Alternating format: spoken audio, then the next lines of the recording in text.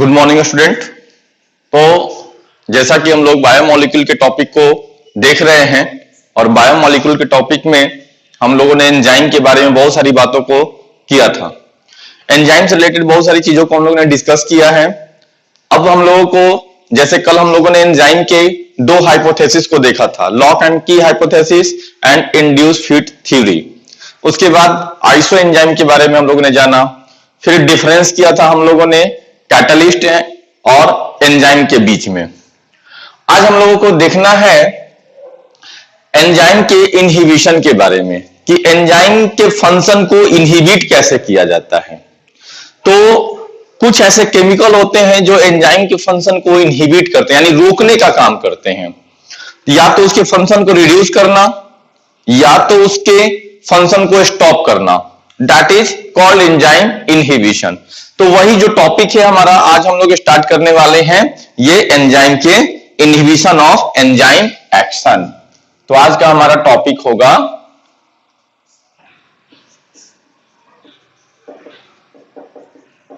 Inhibition of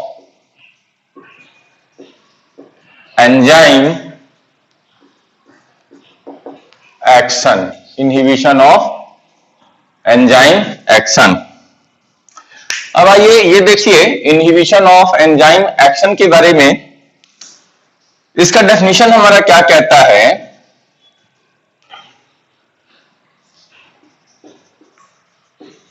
reduce और stoppage of enzyme activity due to presence of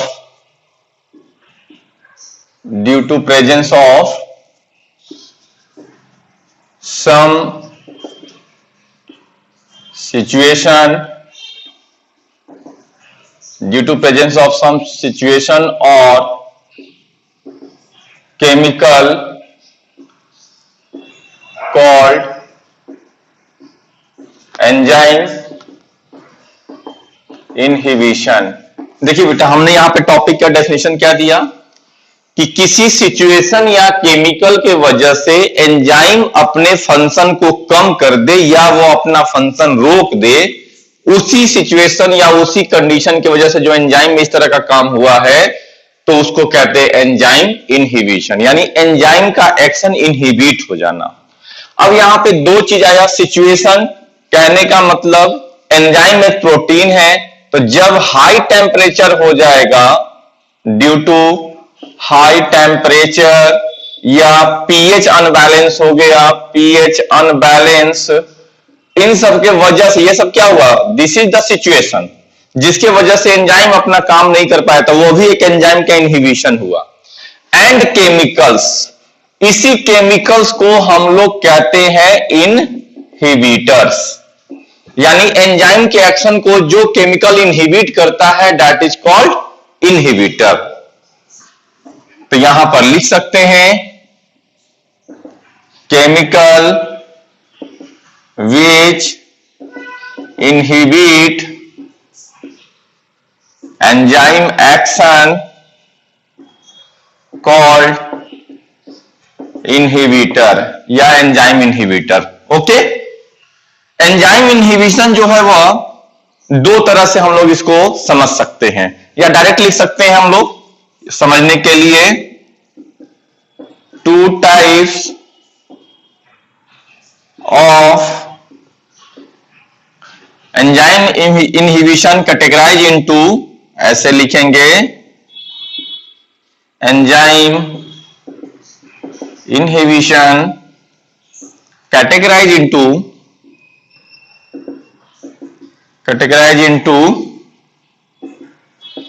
to type. Okay, A में देखेंगे, एक को कहते हैं हम लोग, एक कैटेगरी में रिवर्सिबल एंड इरिवर्सिबल। इनहिबिशन। और सेकेंड कैटेगरी जो उसको होगा उसको कहेंगे competitive and non competitive, competitive and non competitive inhibition. तो चलिए सबसे पहले देखते हैं हम लोग क्या कहता है रिवर्सिबल एंड इरिवर्सिबल इनहिबिशन। आइए, तो जब हम लोग ये चीज को देखेंगे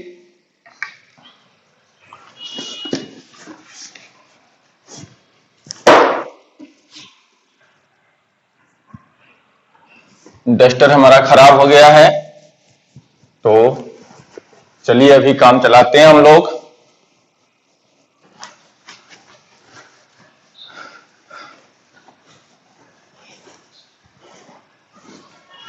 ये हाई टेम्परेचर और हाई पीएच की वजह से जो ये बात लिखे थे हम लोग।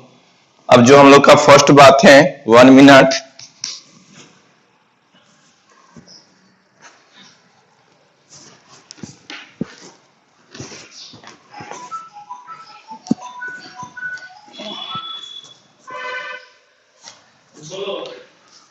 ये देखिए। तो अब यहां पर हम लोग स्टार्ट कर रहे हैं। जो फर्स्ट है वह है हमारा, देखते हैं सबसे पहले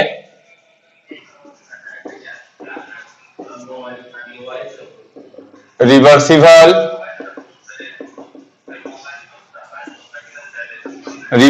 इनहिबिशन। रिवर्सिबल इनहिबिशन क्या कहता है, एंजाइम के जो एक्टिव साइट हैं उस एक्टिव साइट पे कोई टेम्पररी ब्लॉकेज हो जाता है किसी केमिकल के वजह से, और वहां पे नॉन कोवैलेंट बॉन्ड की वजह से वो एक्टिव साइट पे वो केमिकल अटैच होता है, और वो टेम्पररी अटैच होता है, परमानेंट नहीं। जिसके वजह से टेम्पररी अटैच होगा, जो एक्टिव साइट का जियोमेट्रिकल कॉन्फॉर्मेशन है उसको कोई चेंज नहीं करेगा। यानी जब वो अगर हट गया तो वो एंजाइम फिर से काम करने के लायक हो जाएगा। इसी को कहते हैं हम लोग रिवर्सिबल इनहिबिशन। रिवर्सिबल इनहिबिशन में एंजाइम को हम लोग दोबारा जो है काम करने के लायक बना सकते हैं। किस प्रोसेस से? उस प्रोसेस का नाम है डाइल्यूशन एंड डायलिसिस। यह डाइल्यूशन का मतलब उसमें और कोई सॉल्यूशन मिला के उसको डाइल्यूट कर देंगे, एंड डायलिसिस एक प्रोसेस होता है जिसे सेंट्रीफ्यूज करके, एक तरह से कहें तो डायलिसिस का मतलब फिल्ट्रेशन करके। जैसे किसी पेशेंट का किडनी फेल होता है तो किडनी फेलियर पेशेंट को हेमोडायलिसिस करानी, यानी ब्लड का डायलिसिस। तो उसी तरह एंजाइम को अगर डायलिसिस कराएंगे तो वह एंजाइम अब एक्शन करने के लायक हो जाएगा। तो यही है आपका रिवर्सिबल इनहिबिशन। रिवर्सिबल इनहिबिशन यानी कि temporary blockage of, it is temporary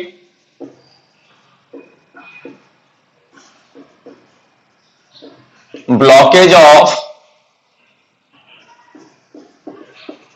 active site, temporarily blockage of active site by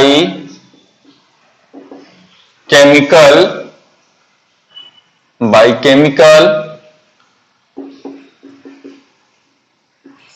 it attach with enzyme by non covalent bond. तो ये टेम्पररी ब्लॉकेज है, एंजाइम के ऊपर टेम्पररी ब्लॉकेज होगा किसी inhibitor के थ्रू या केमिकल के थ्रू, और ये जो अटैचमेंट होगा एंजाइम के साथ वो नॉन कोवैलेंट बॉन्ड के थ्रू होगा। अब इसको क्या कहते हैं कि इस चीज को हम लोग एलिमिनेट कर सकते हैं या रिड्यूस कर सकते हैं, तो कहते हैं by dialysis and dilution, by dialysis and dilution reduces or eliminate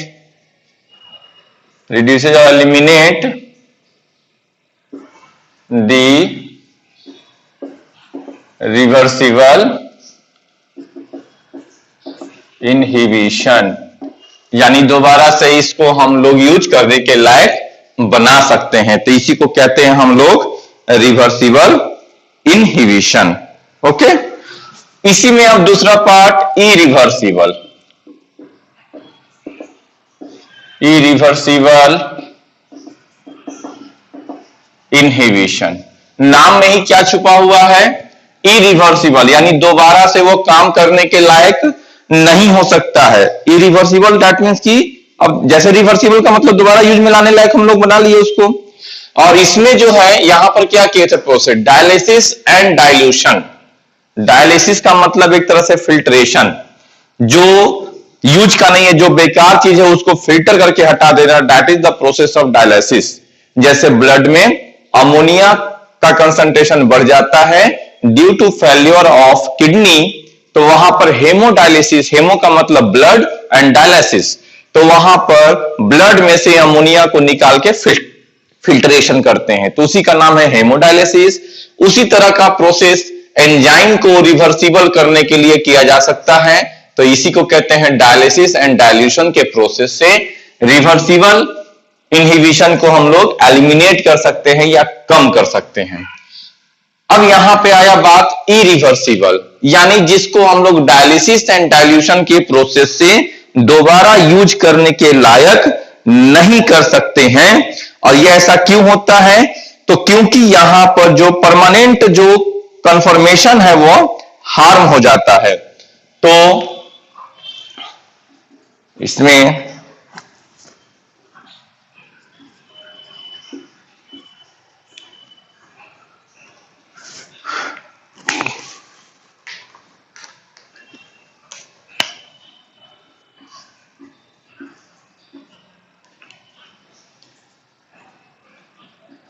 permanent nature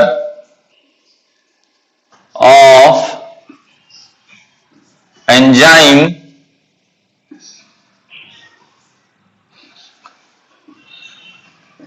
conformation is harmed. तो permanent nature of enzyme conformation is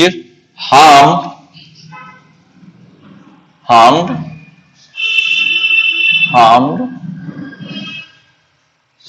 so this is irreversible inhibition।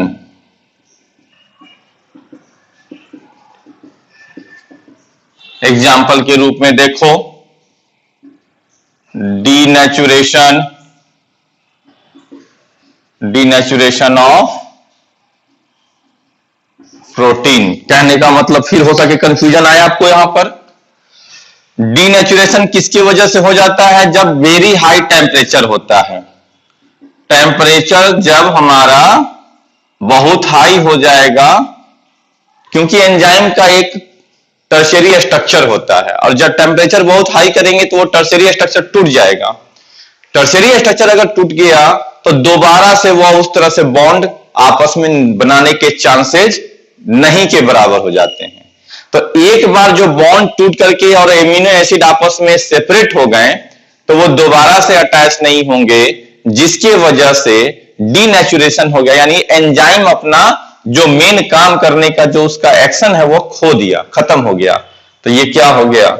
Irreversible inhibition. यहां पे अभी हम जब डेफिनेशन लिखा था, सिचुएशन आया था, वहां पे भी हमने आपको हाई टेम्परेचर के बारे में बात किया था कि सिचुएशन का मतलब हाई पीएच, हाई टेम्परेचर, जिसके वजह से ये सारा काम हो जाता है। ओके, तो डीनेचुरेशन ऑफ प्रोटीन या एंजाइम, चूंकि एंजाइम में डीनेचुरेशन, एंजाइम के बारे में पढ़ रहे हैं, और denaturation due to high temperature, साथ ही साथ ड्यू टू हैवी मेटल जैसे एजी, ये सब मेटल की वजह से भी एंजाइम अपना नेचर चेंज कर देता है, खो देता है, परमानेंटली अटैच हो जाकर के एक्टिव साइट पे जाकर के ये एजी अटैच हो जाएगा, और उसके वजह से एंजाइम जो है एक्टिव साइट का कन्फर्मेशनल शेप खो देगा। तो जो भी सबस्ट्रेट आके बाइंड करने वाला है, जब तक उसको उस तरह का शेप नहीं मिलेगा वो अटैच नहीं होगा। तो ये हो गया इरिवर्सिबल। अब आइए चलते हैं हम लोग competitive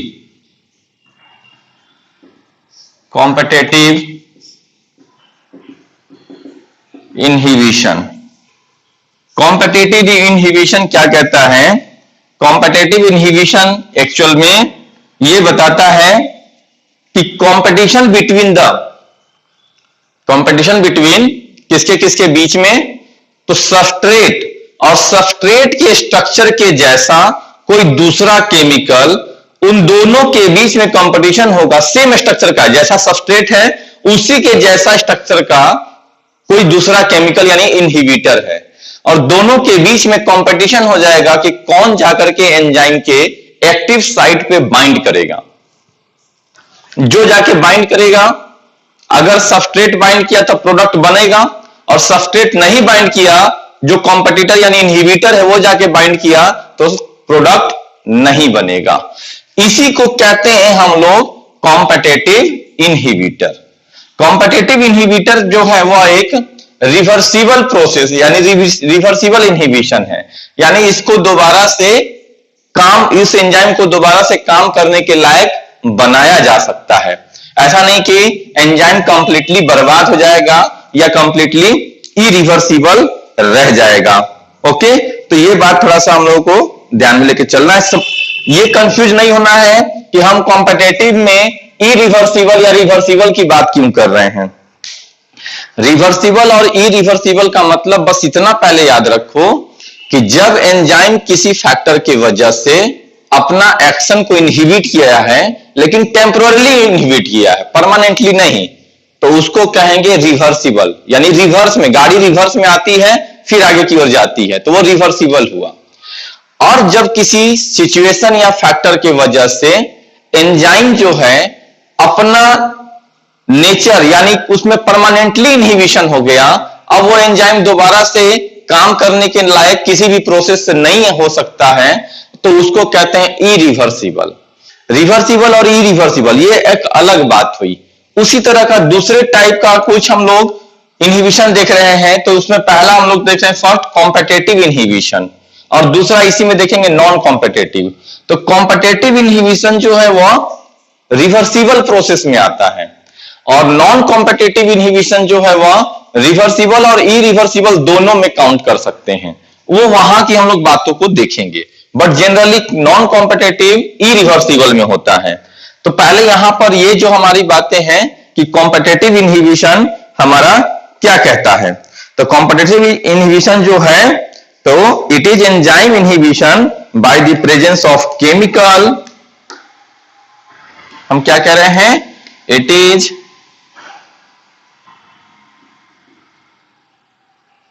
enzyme inhibition by the presence of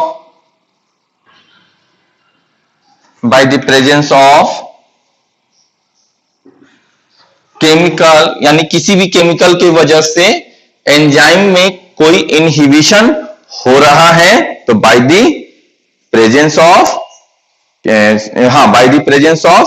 chemical that compete with substrate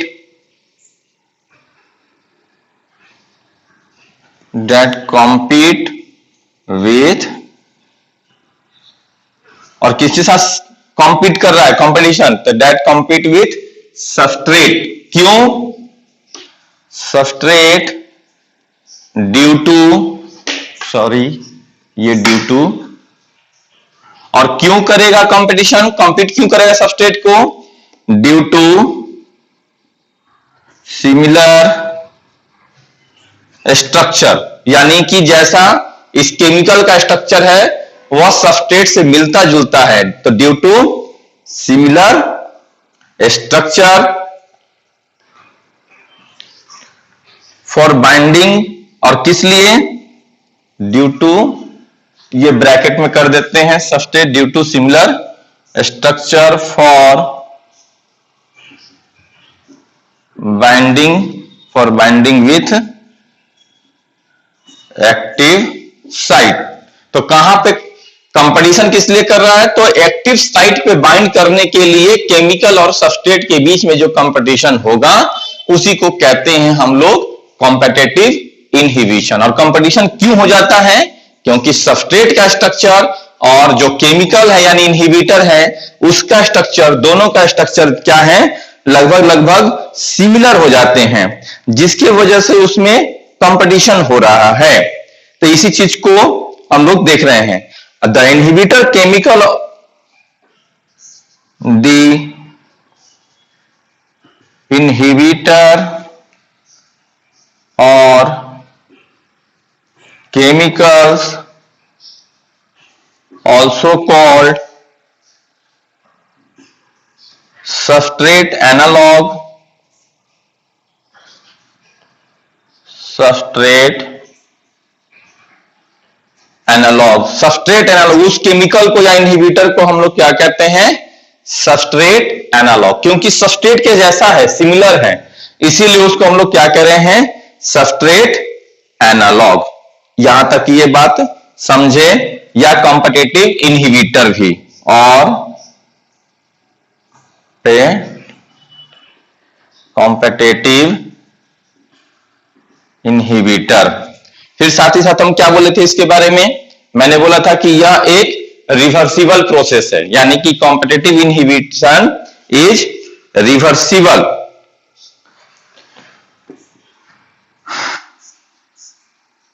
competitive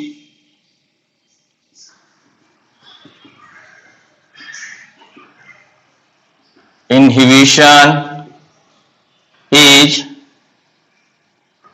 usually reversible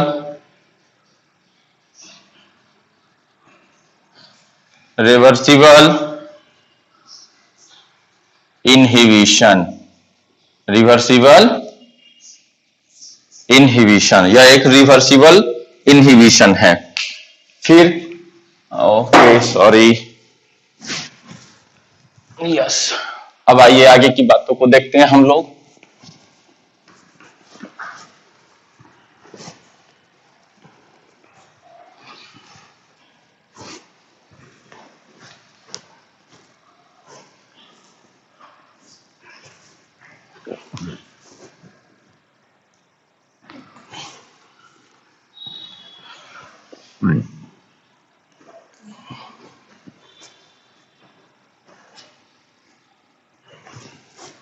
तो ये एक रिवर्सिबल प्रोसेस हो गया, ये हम लोगों ने देख लिए। अब कहते हैं कि जब हम लोग इस कॉम्पिटिटिव इनहिबिशन में सॉल्यूट सबस्ट्रेट के कंसंट्रेशन को अगर बढ़ा देंगे, ऐड करेंगे, तो ये जो है यानी कि अगर इनहिबिटर का कंसंट्रेशन ज्यादा होगा तो एंजाइम की एक्टिविटी रिड्यूस हो जाएगी, और अगर सबस्ट्रेट के कंसंट्रेशन को बढ़ा देंगे यानी एडिशन ऑफ सबस्ट्रेट कर देंगे तो यह क्या होगा? यानी फिर से काम करने के लायक हो जाएगा, यानी यह रिवर्सिबल प्रोसेस को अटेन कर लेगा, यानी एंजाइम फिर से जो है वह काम करने के लायक हो जाएगा। ओके, तो ये कहते हैं increase in inhibitor, decrease enzyme action, but addition of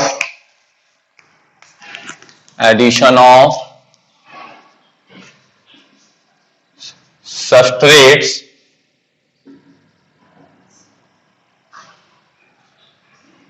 tends to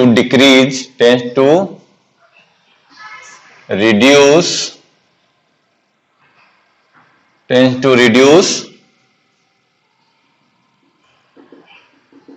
inhibition, यानी कि सबस्ट्रेट के कंसंट्रेशन को जैसे ही अगर हम बढ़ा देंगे तो क्या होगा? ये इनहिबिशन का प्रोसेस रिड्यूस हो जाएगा। रिड्यूस होने का मतलब एंजाइम की एक्टिविटी इंक्रीज कर जाएगी। ये बात हम लोगों को थोड़ा ध्यान में लेकर के चलना है। अब आइए इसके कुछ एग्जाम्पल को देख लीजिए, और इसको समझने के लिए पहले हम आपको एक स्ट्रक्चर यहां पर बना के देते हैं। ठीक है, जैसे आप देखो कि सक्सिनेट डिहाइड्रोजिनेज एंजाइम के दो कॉम्पिटिटिव इनहिबिटर हैं। जैसे एक एंजाइम का नाम है क्या, सक्सिनेट डिहाइड्रोजिनेज। तो एंजाइम का नाम क्या है, सक्सिनेट डिहाइड्रोजिनेज। तो ऑब्वियस सी बात है कि इसका सबस्ट्रेट कौन होगा, सक्सिनेट, यानी इसके सबस्ट्रेट कौन है, सक्सिनेट क्या हुआ, सबस्ट्रेट हो गया। और इसके दो कॉम्पिटिटिव इनहिबिटर हैं, एक है मैलोनेट और दूसरा है ऑक्सैलो एसीटेट। ये दोनों जो हैं ये बेटा इनहिबिटर हैं, ठीक है। ये दोनों मैलोनेट और ऑक्सैलो एसीटेट दोनों जो है वो इनहिबिटर है किसके, सक्सिनेट डिहाइड्रोजिनेज के। क्यों कि जैसा सक्सिनेट का स्ट्रक्चर लगभग होता है वैसा ही मैलोनेट और ऑक्सैलो एसीटेट का होता है। अब आइए चलिए देखते हैं हम लोग इसके थोड़े स्ट्रक्चर को। मान लो आप यह एंजाइम सक्सिनेट डिहाइड्रोजिनेज है, ओके।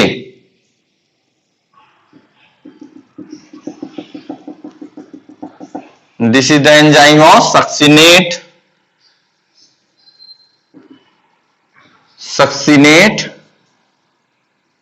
डिहाइड्रोजिनेज, यह एंजाइम हो गया। और इस एंजाइम से बाइंड करने के लिए यहां पर दो सबस्ट्रेट हैं, एक ये सबस्ट्रेट हो गया, सॉरी यह एक इनहिबिटर हो गया, इसका शेप ऐसा है, और दूसरा सबस्ट्रेट हो गया जिसका शेप कुछ यूं इस तरह का है, ठीक है। ये सबस्ट्रेट हो गया। तो ये क्या है, मैलोनेट है। देखिए लगभग लगभग स्ट्रक्चर सेम है, ये फिटिंग होने वाला जो स्ट्रक्चर है इसमें दोनों का सेम है। और ये क्या हो गया, ये हो गया सक्सिनेट। सक्सिनेट क्या है, सबस्ट्रेट, और ये मैलोनेट एक इनहिबिटर है, ये हो गया मैलोनेट, ओके। अब देखो बेटा, अगर मैलोनेट अटैच कर जाए सक्सिनेट डिहाइड्रोजिनेज के साथ तो क्या होगा, ठीक है। ये हम यहां पर इनहिबिटर लिख दिया, ठीक। अब यहां से देखो, तो अगर जब यह स्ट्रक्चर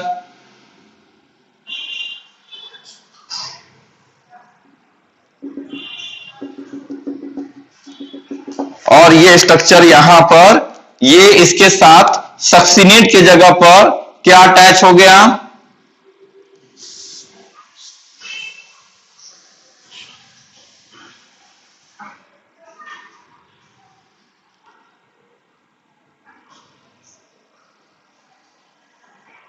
ये मैलोनेट अटैच हो गया।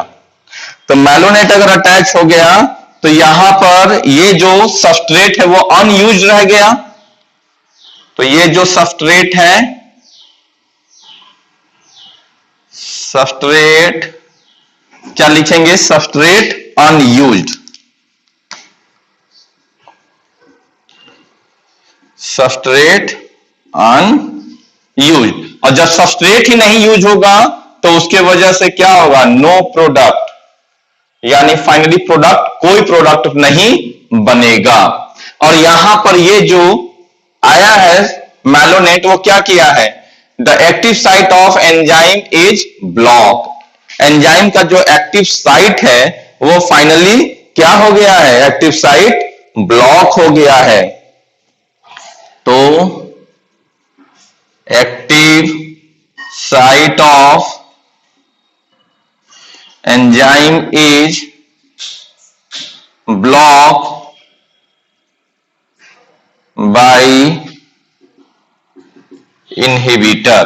The active site of enzyme is blocked by inhibitor. यही अंतर होता है, सबस्ट्रेट अटैच करता तो प्रोडक्ट बनता, सबस्ट्रेट अगर अटैच नहीं किया उसके जगह पर इनहिबिटर आया तो प्रोडक्ट नहीं बनेगा। ये एक्टिव साइट ही ब्लॉक हो गया, जिस साइट पे सबस्ट्रेट को आके बाइंड होना था। अब अगर वही साइट नहीं खाली है तो सबस्ट्रेट कहां जाके बाइंड करेगा? नहीं करेगा। तो ऑब्वियसली बात है कि यहां पर प्रोडक्ट का फॉर्मेशन नहीं होगा। तो इसीलिए इसी तरह का कुछ और एग्जांपल, ये तो स्ट्रक्चर से ये समझ गए, यानी सक्सिनेट जो है वो किसका सबस्ट्रेट है? तो सक्सिनेट डिहाइड्रोजिनेज के, जिसके जैसे मिलते जुलते दो और इनहिबिटर है, मैलोनेट एंड ऑक्सैलो एसीटेट। तो इसीलिए इसको इनहिबिटर यानी कॉम्पिटिशन है दोनों के बीच में, ये बाइंड करे या ये बाइंड करे, और इसी तरह के इनहिबिशन को हम लोग कहते हैं कॉम्पिटिटिव इनहिबिशन। दूसरा, इसी में और एक दो एग्जांपल को देख लीजिए। जैसे एक सल्फा ड्रग होता है, sulfa drug is the inhibitor of PABA, ठीक है, sulfa drug is the inhibitor of PABA. और क्यों सल्फा ड्रग का हम लोग यूज कर लेते हैं? बैक्टीरिया के ग्रोथ को यानी पैथोजन के ग्रोथ को रोकने के लिए, ठीक है। तो वहां पर क्या होता है कि पाबा जो है, जैसे आप देखिए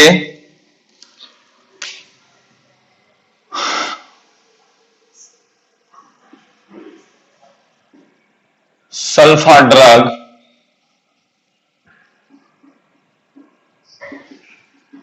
inhibit the synthesis of folic acid in bacteria,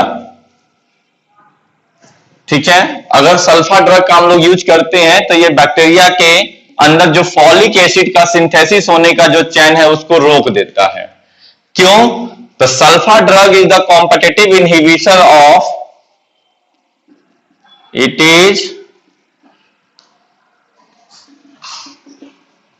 inhibitor of PABA. PABA का पूरा नाम है P amino benzoic acid, P amino benzoic acid. दोनों के स्ट्रक्चर को देख लेते हैं। ये हो गया एक स्ट्रक्चर सल्फा ड्रग का बेटा, यहां पर NH2 और यहां पर हो गया ये SH और NH2, ये हो गया यहां पर डबल बॉन्ड, यहां पर डबल बॉन्ड, यहां पे डबल बॉन्ड। फिर एक स्ट्रक्चर और बनाया हमने पाबा का, ये हो गया, इसमें भी सेम यहां पर NH2 और यहां पर आ गया COOH। दिस इज पाबा यानी पी एमिनो बेंजोइक एसिड, ये हो गया। और जबकि इधर जो है वह क्या है, ये हो गया आपका सल्फा ड्रग, ओ सॉरी SO2 NH2, तो ये हो गया सल्फा ड्रग। दोनों का स्ट्रक्चर जो है वह आपको लगभग सेम दिखाई दे रहा है, और इसीलिए ये दोनों क्या है, कॉम्पिटिटिव इनहिबिटर हैं एक दूसरे के। कब? जब फॉलिक एसिड का बैक्टीरिया में सिंथेसिस हो रहा होता है। और इस सल्फा ड्रग को एज ए बैक्टीरियल ग्रोथ को रोकने के लिए क्यों करते हैं, तो उस चीज को लिखते हैं हम लोग, यहां पर आपको देते हैं। जैसे देखो कि sulfa drug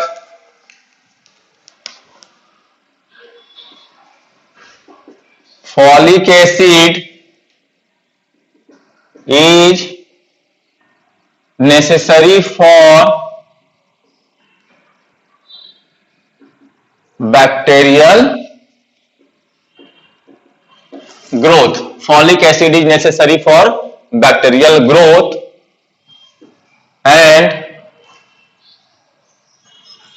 and sulfur drug used to inhibit the growth of pathogen, यानी कि बैक्टीरिया के ग्रोथ को रोकने के लिए हम लोग क्या करते हैं, सल्फा ड्रग का यूज कर लेते हैं। देख रहे होंगे आप लोग यहां पर, तो फॉलिक एसिड ना कि सिर्फ बैक्टीरिया में, हमारे बॉडी में भी बहुत इंपॉर्टेंट होता है फॉलिक एसिड, और बैक्टीरिया के ग्रोथ के लिए भी इंपॉर्टेंट है। अगर फॉलिक एसिड ही नहीं बनेगा तो बैक्टीरिया का ग्रोथ नहीं हो पाएगा, जिसके लिए हम लोग क्या करते हैं, सल्फा ड्रग का ज्यादा यूज कर लेते हैं। ठीक है, उसी तरह से है अल्कोहल डिहाइड्रोजिनेज। अल्कोहल डिहाइड्रोजिनेज का कॉम्पिटिटिव इनहिबिटर है इथेनॉल।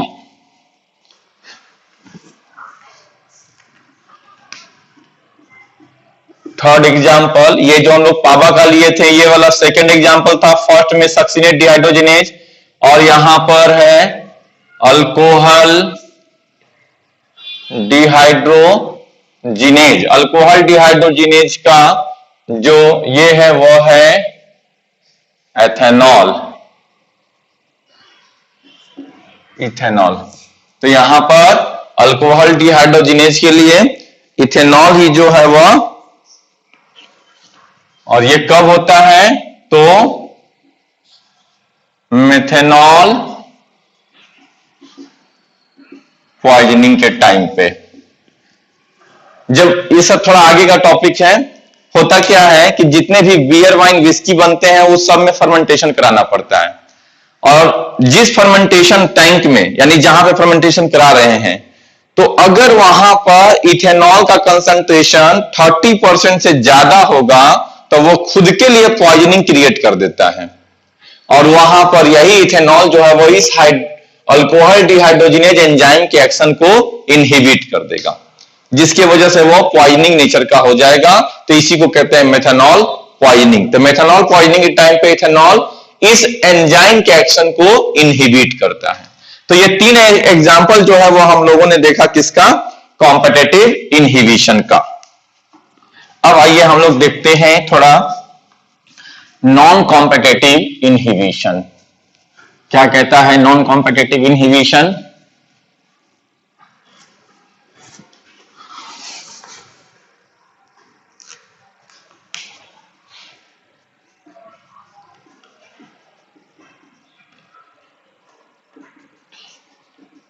नॉन कॉम्पिटिटिव इनहिबिशन यानी कंपटीशन नहीं है। और कंपटीशन कब नहीं होगा कि मान लो यहां पर यह जो है वह एक एंजाइम है, और इस एंजाइम पे एक्टिव साइट के अलावा कोई दूसरा भी साइट है, तो यहां पर सबस्ट्रेट तो बाइंड करेगा, लेकिन इस साइट पे कोई दूसरा कंपोनेंट आकर के बाइंड कर जाए, वहां पे कंपटीशन नहीं है। कंपटीशन कब होगा? जब दोनों एक जैसे हों। यहां पर इनहिबिटर और सबस्ट्रेट में सिमिलैरिटीज नहीं है, लेकिन वो बाइंड करके एंजाइम की एक्टिविटी को रोक देगा। इस तरह के इनहिबिशन को हम लोग कहते हैं non competitive. It is due to alteration of conformation of it is due to alteration of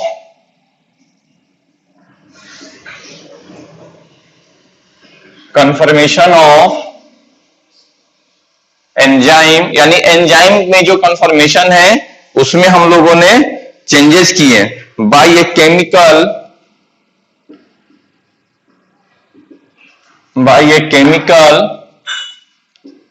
that binds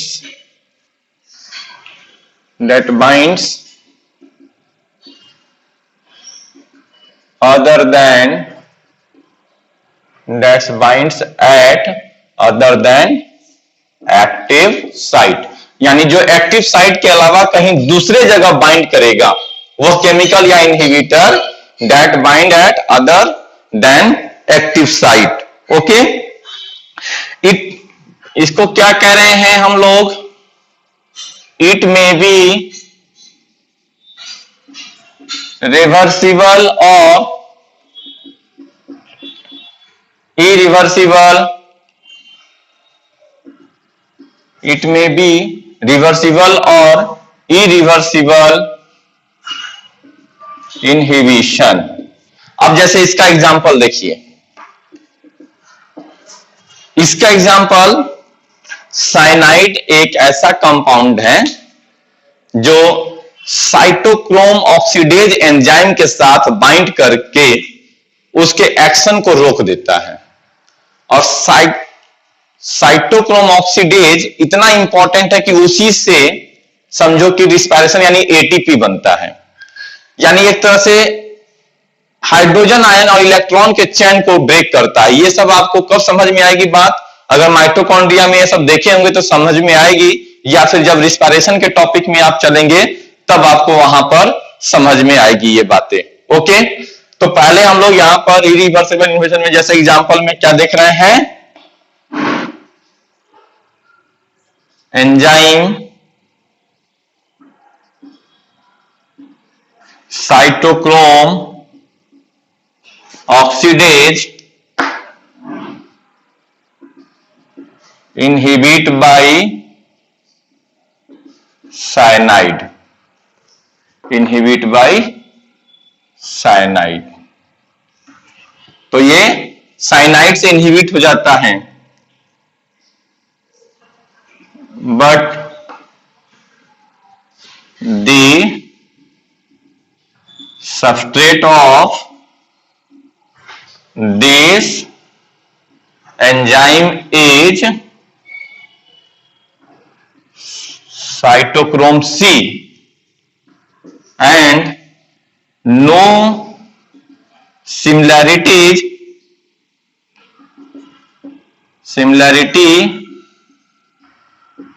between cyanide and cytochrome C. Cyanide और साइटोक्रोम सी के बीच में कोई सिमिलैरिटी जबकि नहीं है।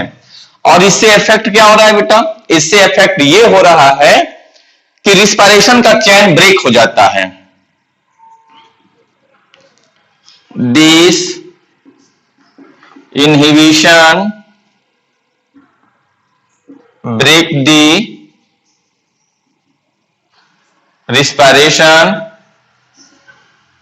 and animal will die, और animal जो है वो क्या करेगा? डाई कर जाएगा इसके वजह से। तो this is the example of non competitive inhibition. तो ये हम लोग समझ गए नॉन कॉम्पिटिटिव इनहिबिशन को, ये हमारा हुआ। अब इसके बाद में कॉम्पिटिटिव और नॉन कॉम्पिटिटिव के अलावा एक होता है एलोस्टेरिक इनहिबिशन। वो क्या है उसको भी समझेंगे। आप सोच रहे हैं सर ये कौन से टाइप का? हम लोग तो दो ही देखे थे, रिवर्सिबल और इरिवर्सिबल, कॉम्पिटिटिव नॉन कॉम्पिटिटिव। हाँ, ये जो है वो एक अलग तरह के एंजाइम में देखने को मिलता है, जिस एंजाइम का नाम है एलोस्टेरिक एंजाइम। और इस तरह के इनहिबिशन को हम लोग कहते हैं एलोस्टेरिक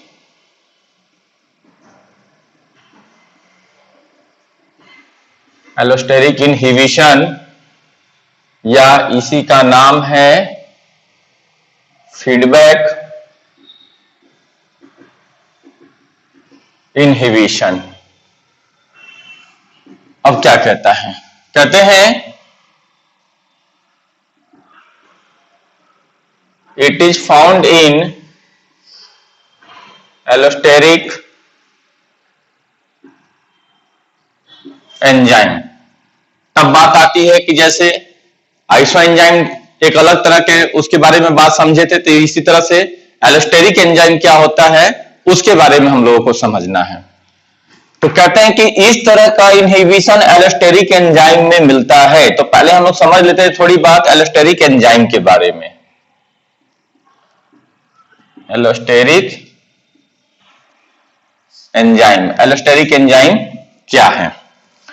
एलोस्टेरिक एंजाइम ये ऐसा एंजाइम है जिसके पास एक्टिव साइट के अलावा भी कुछ साइट होते हैं, जहां पर कुछ मॉड्यूलेटर बाइंड करके उसको या तो एक्टिवेट करेंगे या तो इनएक्टिवेट करेंगे। बात नहीं समझ में आई तो चलिए पहले हम लोग डेफिनेशन लिख करके इसका एक डायग्राम या स्ट्रक्चर भी बना करके हम देंगे समझाने के लिए। तो कहते हैं पहले इसका डेफिनेशन देख लेते हैं।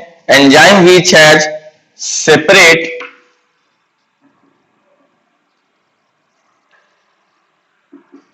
enzyme which have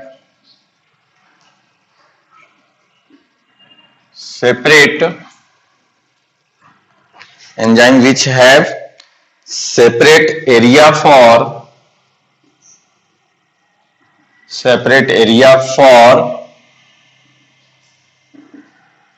binding with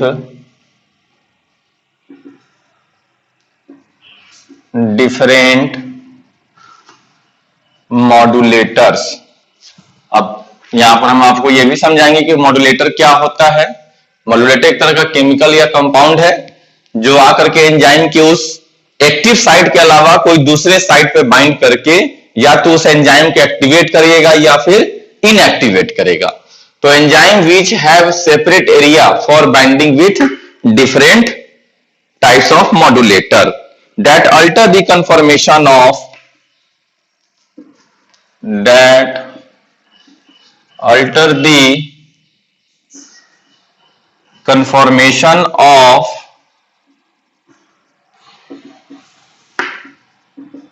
active site to make it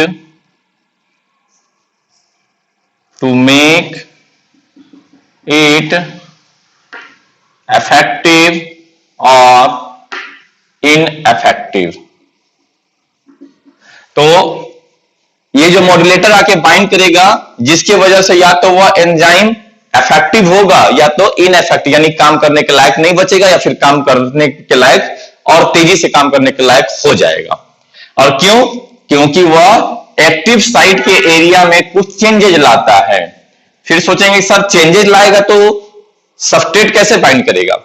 changes लाने का मतलब ऐसा नहीं, मान लो कि कोई ताला का चाबी थोड़ा सा टेढ़ा हो गया है, चाबी जो है वो थोड़ी सी टेढ़ी हो गई है। लॉक एंड की हाइपोथेसिस की अगर बात करें वहां से समझिए, ताले की चाबी थोड़ी टेढ़ी हो गई है, चाबी को जब डालते हैं हम लोग यानी कि की को जब लॉक के अंदर डालते हैं तो थोड़ा खोलने में प्रॉब्लम हो रहा है, तो उसको क्या करेंगे, किसी हथौड़े वगैरह से सीधा अगर कर दिए तो कन्फर्मेशनल चेंजेस लाया हमने उसके शेप में थोड़ा सा, और तब डालेंगे तो और अच्छे से फ्री होकर लॉक ओपन होगा।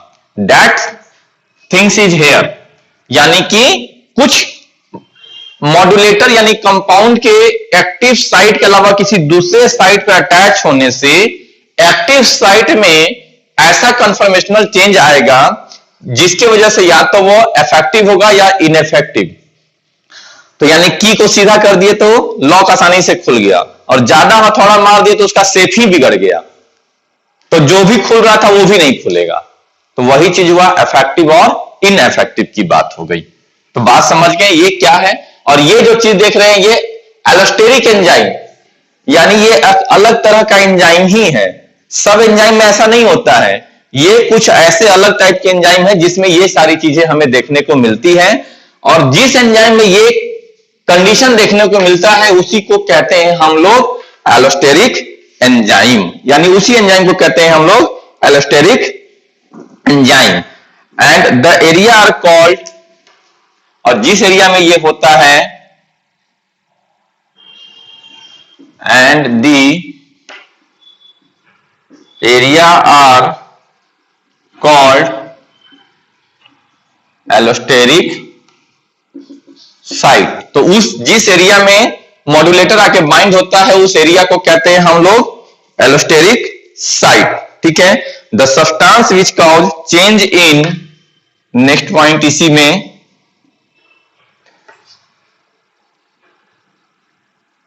the substance which cause change in active site, change in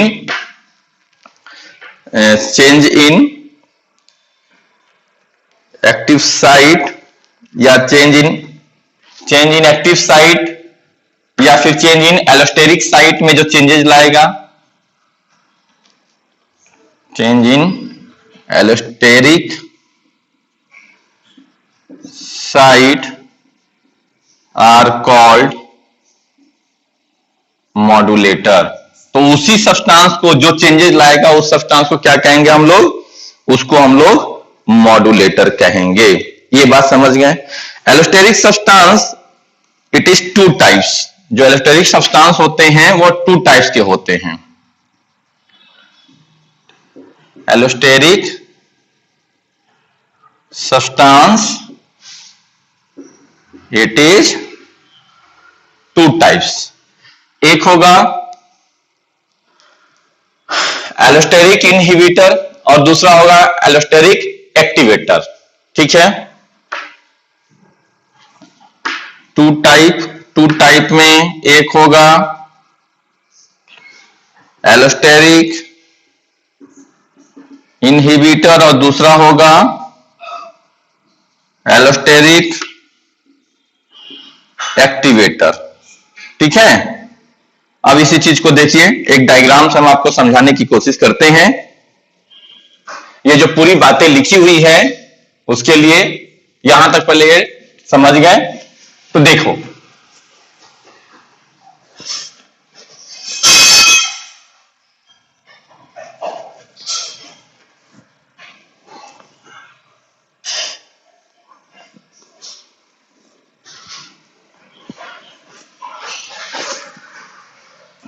समझिए।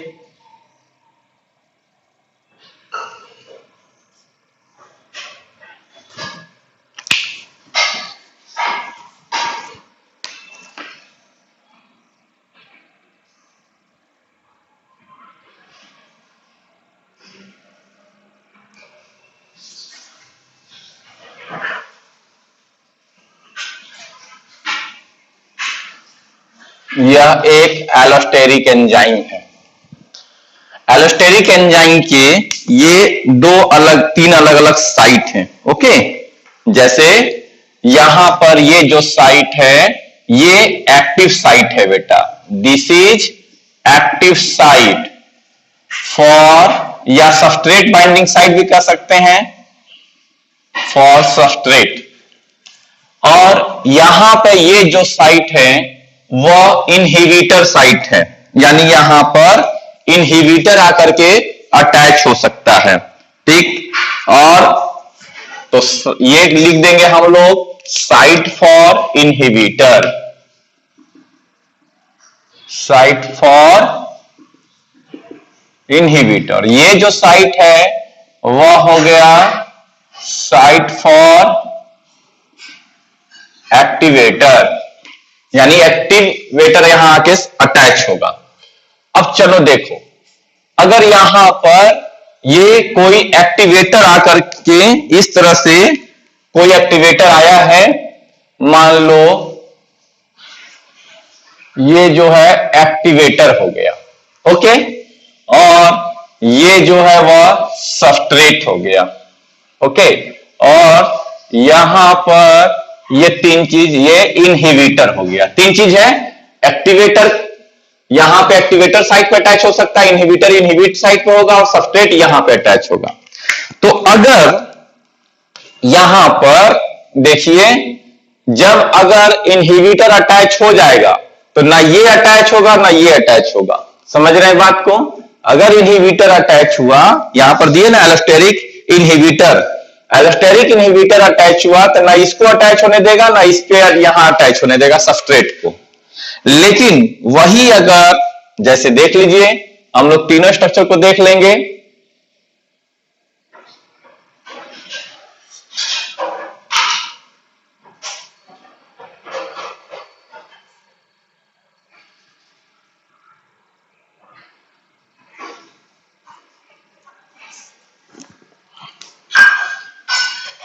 यहां पर अब अगर ये एक्टिवेटर आकर के बाइंड होता है तो यहां पर सबस्ट्रेट भी आकर के बाइंड होगा, क्योंकि इनहिबिटर नहीं आया है। क्योंकि जब भी इनहिबिटर आकर बाइंड करेगा तो इस एक्टिव साइट को, यहां पर जो एक्टिव साइट है उसमें कन्फर्मेशनल चेंज कर देगा, जिसकी वजह से सबस्ट्रेट बाइंड नहीं होगा। अब दूसरा देखिए, जैसे अब इसी का एक और स्ट्रक्चर, यानी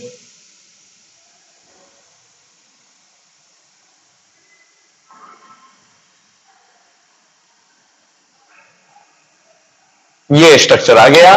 और यहां पर अब इस बार क्या हुआ है, यहां पर बेटा ये इनहिबिटर आकर के बाइंड कर गया। तो इनहिबिटर अगर आके बाइंड किया तो ना एक्टिवेटर अटैच हो पाएगा ना सबस्ट्रेट यहां अटैच हो पाएगा।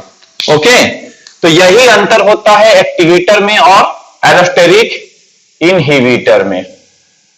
सॉरी, ये थोड़ा सा ये हो गया। तो यहां पर ना सबस्ट्रेट ना एक्टिवेटर। तो ये इस चीज का एग्जांपल, और इसी का एक एग्जांपल देख लीजिए, जैसे फॉस्फोफ्रुक्टोकाइनेज एक एंजाइम है और वह एंजाइम अटैच होता है जब एडीपी के साथ। एग्जांपल में एक एंजाइम है फॉस्फोफ्रुक्टोकाइनेज एक्टिवेटेड बाय एडीपी, यानी फॉस्फोफ्रुक्टोकाइनेज में एडीपी आके अटैच होगा तो एज ए एक्टिवेटर यहां पे अटैच होगा तो वो काम करेगा। एंड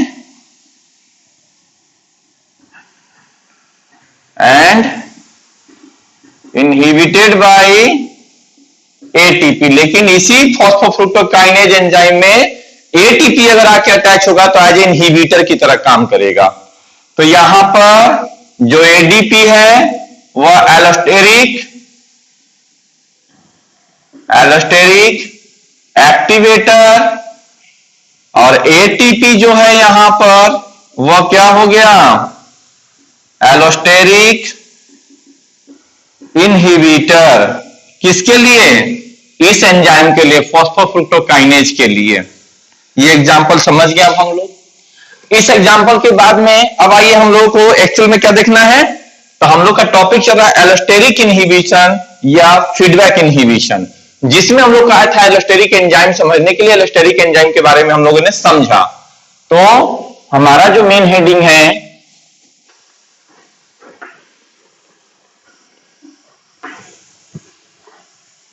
हमारा जो मेन हेडिंग या जो मेन टॉपिक है वह है एलोस्टेरिक इनहिबिशन और फीडबैक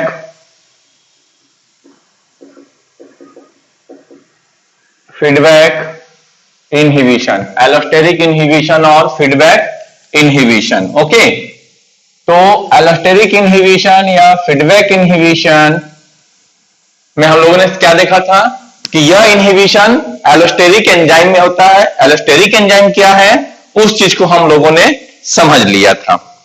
अब हम क्या कह रहे हैं कि एलोस्टेरिक इनहिबिशन एक्चुअल में क्या है उस चीज को हम लोगों को देखना है। तो एलोस्टेरिक इनहिबिशन तो पहले तो ये समझ गए कि एलोस्टेरिक इनहिबिशन एलोस्टेरिक एंजाइम में होता है। फिर इसी तरह इट इज रिवर्सिबल इनहिबिशन, यह रिवर्सिबल इनहिबिशन है। फिर नेक्स्ट पॉइंट अब एक्चुअल में है क्या, तो some low molecular weight substance, some low molecular weight substance such as some molecular weight substance some low molecular weight substance such as end product of another enzyme and product of another enzyme, यानी दूसरा enzyme का जो and product है, ये आपको हम diagram से इसको भी समझाएंगे। आपको यह एक ग्राफ चैन बना करके आपको हम समझाएंगे। Act as inhibitor, act as, वो क्या है, इनहिबिटर के रूप में काम करता है। Act as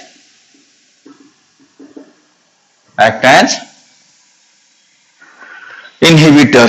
Such a modulator substance bind with such a modulator substance,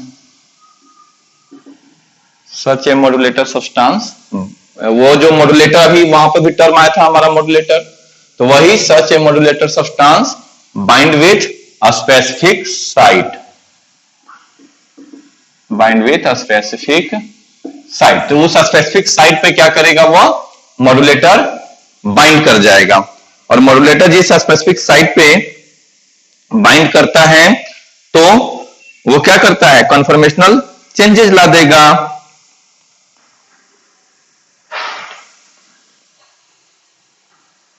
और वो site different from substrate binding site. तो जो स्पेसिफिक साइट है वो सबस्ट्रेट बाइंडिंग साइट से अलग होता है, जो इस तरह से हम लोग बना के देखे थे।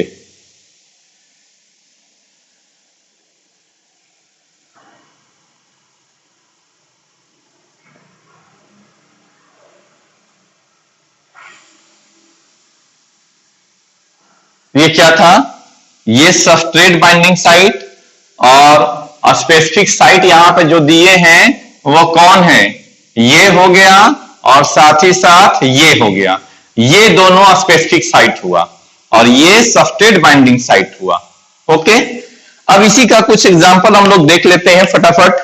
जैसे एग्जांपल के रूप में क्या कहता है, यहां पर देखिए, इधर है ग्लूकोज और इधर है एटीपी।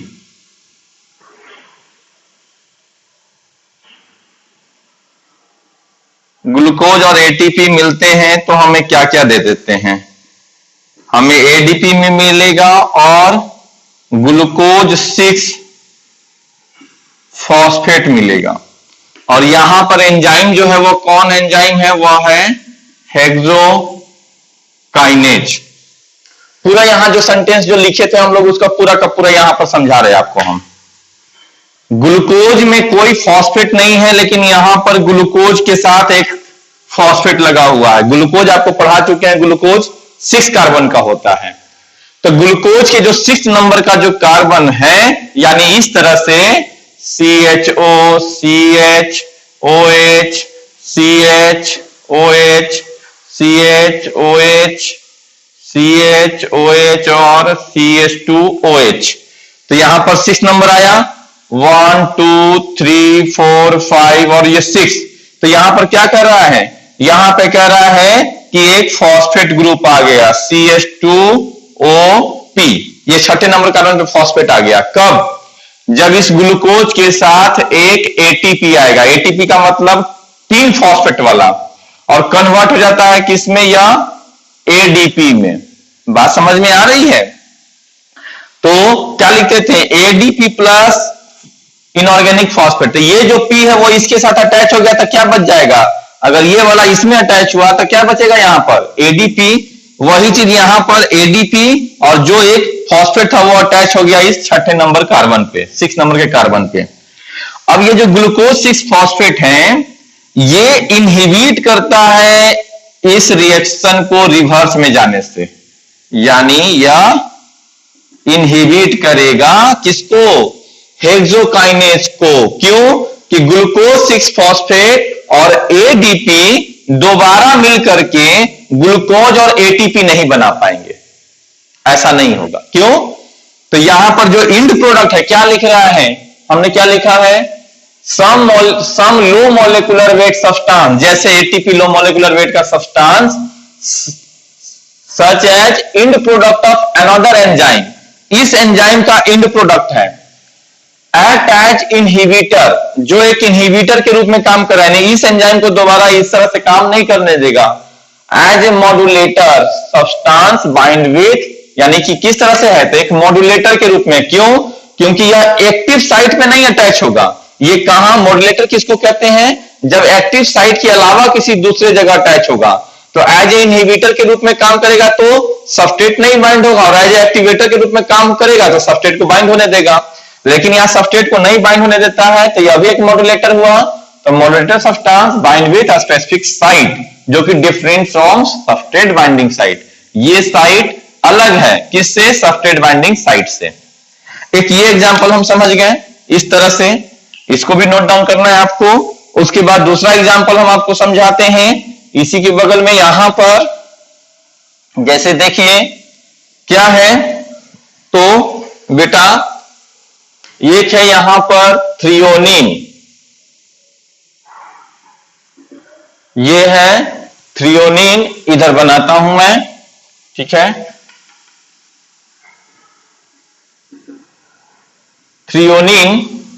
थ्रियोनिन कन्वर्ट होता है अल्फा कीटोग्लूटारिक एसिड में, अल्फा कीटोग्लूटारिक एसिड में। कब? जब इसके ऊपर एंजाइम आता है थ्रियोनिन डीएमिनेज।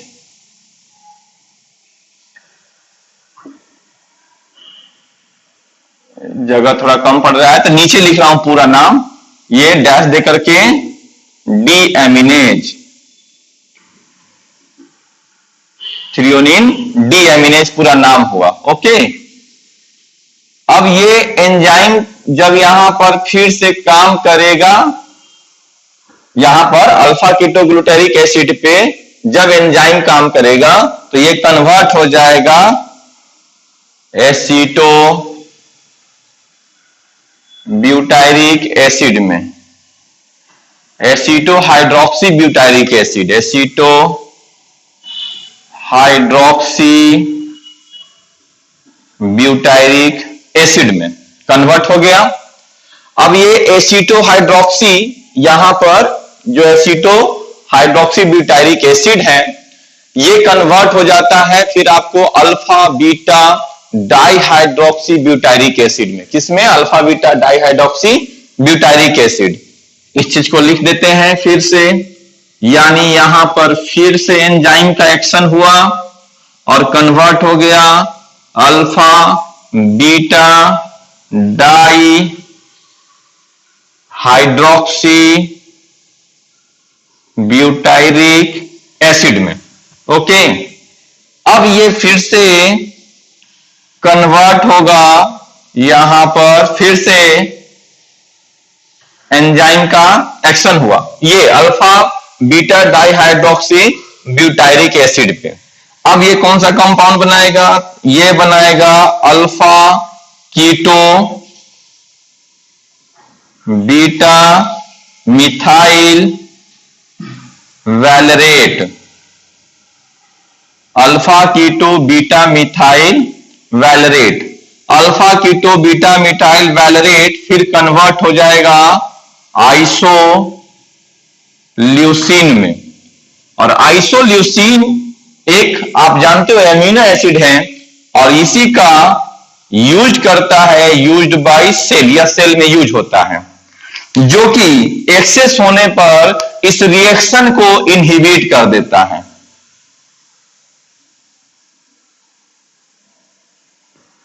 यहां पर एक्सेस इनहिबिट, जब ये आइसोल्यूसिन एक्सेस होगा तो इसको इनहिबिट कर देगा। तो ये देखो आइसोल्यूसिन ये क्या हुआ? एज इनहिबिटर के रूप में काम किया किस एंजाइम पे? थियोनिन डीएमिनेज पे, जो कि एंड प्रोडक्ट है इस सब साइकिल का।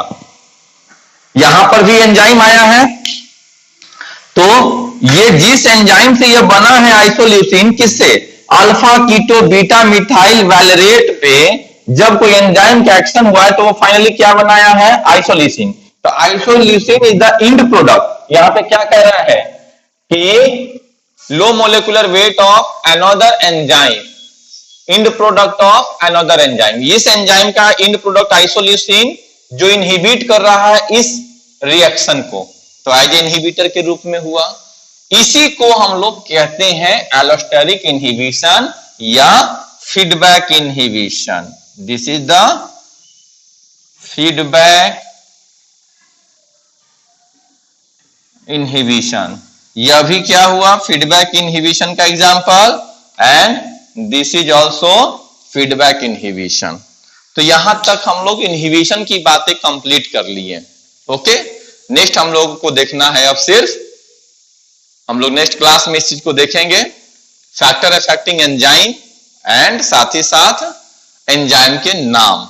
Okay, thank you.